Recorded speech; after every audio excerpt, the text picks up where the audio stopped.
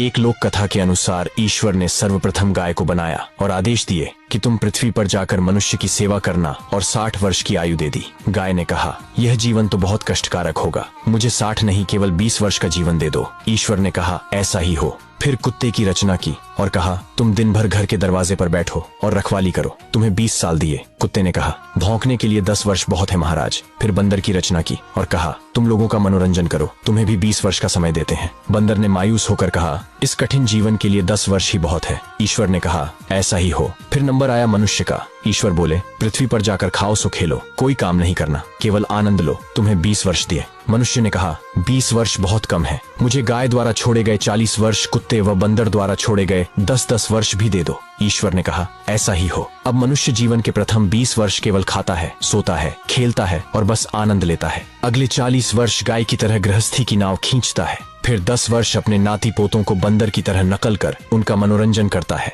और जीवन के अंतिम 10 वर्षों में कुत्ते की भांति घर के बाहर दरवाजे पर बैठकर रखवाली करने के साथ साथ आने जाने वाले लोगों पर अनावश्यक रूप से भौंकता।